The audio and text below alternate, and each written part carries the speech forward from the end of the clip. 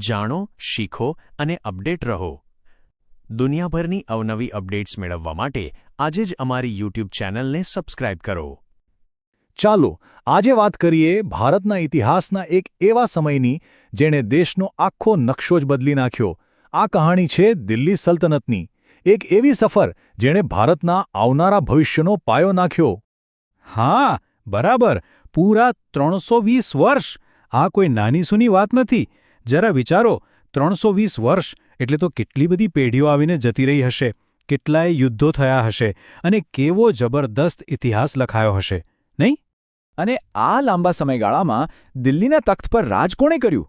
કોઈ એક વંશે નહીં, પણ એક પછી એક 5 અલગ અલગ શક્તિશાળી રાજવંશોએ. તો ચાલો આપણે આ 5 વંશોની અંદર જઈએ અને જોઈએ કે દિલ્હી સલ્તનતની અસલી કહાણી શું છે. તો સવાલ એ થાય કે આટલી મોટી સલ્તનતની શરૂઆત થઈ ક્યાંથી? એનો ઉદય થયો કેવી રીતે? ચાલો સૌથી પહેલાં એની આખી ટાઈમલાઈન પર એક નજર નાખીએ. આ સમજવું બહુ જરૂરી છે. જો આ આખી સફર શરૂ થઈ ઈસવીસન 1206માં ગુલામ વંશ સાથે. એમના પછી આવ્યા ખલજી, પછી તુગલક, એના પછી સૈયદ અને છેલ્લે લોધી વંશ. બસ આ જ ક્રમ છે જે આપણને દિલ્હી સલ્તનતના ઉદયથી લઈને એના અંત સુધીની આખી કહાણી કહી દે છે. હવે આ તો ખાલી વંશના નામ થયા, પણ આ વંશોની અંદર એવા શક્તિશાળી શાસકો હતા જેમણે ઇતિહાસ બનાવ્યો. તો કોણ હતા એ લોકો? ચાલો એક પછી એક દરેક વંશના જે મુખ્ય ખેલાડીઓ હતા એમને જરા નજીકથી ઓળખીએ. તો શરૂઆત કરીએ ગુલામ વંશથી. એના સ્થાપક તો હતા કુતુબુદ્દીન ઐબક, પણ ખરા અર્થમાં સલ્તનતનો પાયો મજબૂત કરવાનું કામ કર્યું ઇલ્તુત્મિશે. એમણે એક જબરદસ્ત સિસ્ટમ બનાવી, ચહેલગાન, એટલે કે 40 સૌથી વફાદાર અને કાબિલ અમીરોની એક ટીમ, જે સલ્તનતની રીતસરની બેકબોન હતી. અને પછી આ જ વંશમાં ઇતિહાસે એક એવો વળાંક લીધો જે કોઈએ વિચાર્યું પણ નહોતું. એક એવું નામ સામે આવ્યું જે આજે પણ ગૂંજે છે, રઝિયા સુલ્તાના. વિચારો, એ જમાનામાં જ્યારે સ્ત્રીઓનું સ્થાન પડદા પાછળ ગણાતું, ત્યારે એ દિલ્હીના સિંહાસન પર બિરાજમાન થઈ. આ ખાલી કોઈ શાસકનું આવવું નહોતું, આ તો એક આખી વિચારધારા સામે બળવો હતો. ગુલામ વંશનો અંત આવ્યો અને દિલ્હીમાં થઈ એક ક્રાંતિ, ખલજી ક્રાંતિ. જલાલુદ્દીન ખલજીએ સત્તા તો સંભાળી, પણ ખલજી વંશને ઇતિહાસમાં અમર કરવાનું કામ કર્યું એના મહત્વાકાંક્ષી ભત્રીજા અલાઉદ્દીન ખલજીએ. એના મિલિટરી અને માર્કેટ રિફોર્મ્સ, અરે એ તો આજે પણ લોકો સ્ટડી કરે છે. અલાઉદ્દીનનું દિમાગ બહુ તેજ હતું. એને ખબર હતી કે સેનામાં ભ્રષ્ટાચાર કેવી રીતે રોકવો. એણે દાગ સિસ્ટમ શરૂ કરી, જેમાં ઘોડાઓ પર નિશાન લગાવવામાં આવતું, જેથી કોઈ સારો ઘોડો બદલીને ખરાબ ઘોડો ના આપી દે. અને સૈનિકો માટે ચહેરા સિસ્ટમ, જેમાં દરેક સૈનિકનો પૂરો રેકોર્ડ રાખવામાં આવતો. કહી શકાય કે એ જમાનાની બાયોમેટ્રિક સિસ્ટમ. ખલજીઓ પછી વારો આવ્યો તુગલક વંશનો, અને એમની સાથે આવ્યો ઇતિહાસનો કદાચ સૌથી વધુ ચર્ચાયેલો અને વિવાદાસ્પદ સુલતાન મોહમ્મદ બિન તુગલક. એના આઈડિયાઝ સમય કરતાં બહુ જ આગળ હતા, પણ મોટાભાગના ફ્લોપ ગયા. જેમ કે આખી રાજધાની દિલ્હીથી ઉપાડીને છેક દૌલતાબાદ લઈ જવાનો નિર્ણય. કેટલો મોટો નિર્ણય!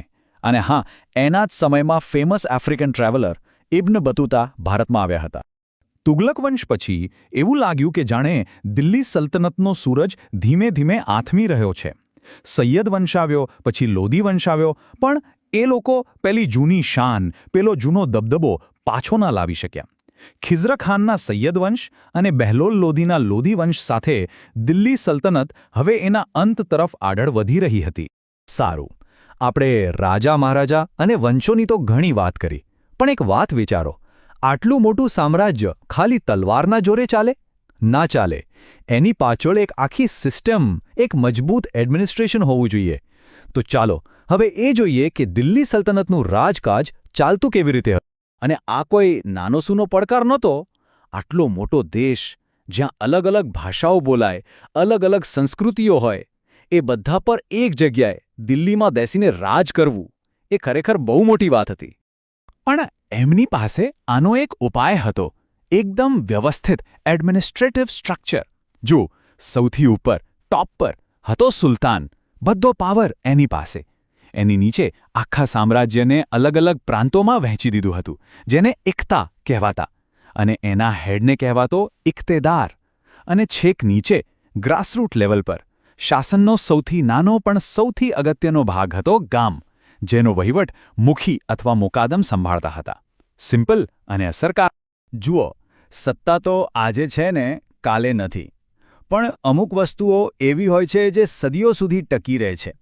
દિલ્હી સલ્તનતે આપણને આવો જ એક વારસો આપ્યો છે. એમનું સ્થાપત્ય, એમનું આર્કિટેક્ચર. આજે પણ એમણે બનાવેલી ઇમારતો એ સમયની ભવ્યતાની સાક્ષી પૂરે છે. અને આ વારસાની વાત કરીએ તો સૌથી પહેલા મનમાં શું આવે? કુતુબ મિનાર, દિલ્હીની શાન, જેનું કામ શરૂ કરાવ્યું ઐબકે અને પૂરું કરાવ્યું ઇલ્તુત્મિશે. એની સાથે સાથે કુવત ઉલ ઇસ્લામ મસ્જિદ અને અજમેરનું 2.5 દિનકા ઝોપડા, આ બધું એ સમયની આર્કિટેક્ચરલ સ્કિલનો જબરદસ્ત પુરાવો છે. પણ વાત અહીં અટકી નહીં. અલાઉદ્દીન ખલજી આવ્યો અને એણે કુતુબ કોમ્પ્લેક્સમાં એક શાનદાર એન્ટ્રી ગેટ બનાવ્યો, અલાઈ દરવાજો. દિલ્હીને બચાવવા માટે સિરી ફોર્ટ બનાવ્યો. અને તુગલકોએ તો હદ કરી દીધી. એમણે તો નવા નવા શહેરો વસાવ્યા અને કિલ્લાઓ બનાવ્યા, જે બધું એમની તાકાત બતાવતું હતું.